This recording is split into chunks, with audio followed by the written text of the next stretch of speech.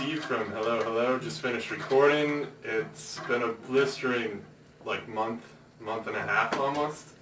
Not really every day, probably 2 days out of a month and a half. But you know, it works. I got it done.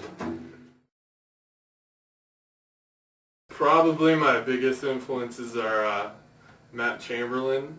He plays with a lady called Tori Amos. He's really innovative, different kind of drummer, plays melodic, I guess I could say. He's not a metal drummer, more acid jazz, just kidding. So I tend to like drummers like that, drummers that play more for the song.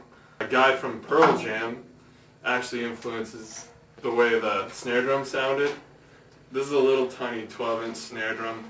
Usually they're a lot bigger, but we recorded with this one because of the album Versus by Pearl Jam, which came out in 1993. I was in high school, kids. That's how old I am. It's 2007, so you can do the math and figure it out. I'm an old man.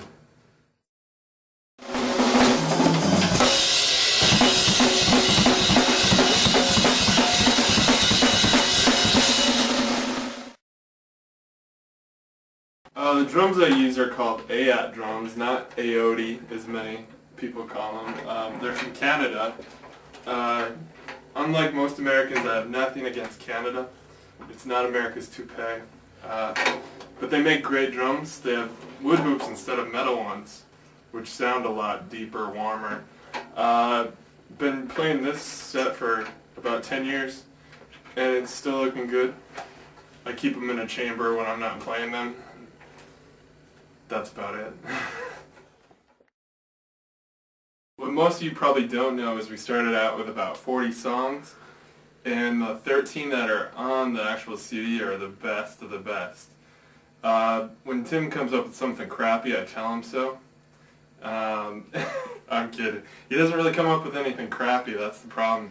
So we have too many songs to choose from, which is, you know, it's a cool situation to be in.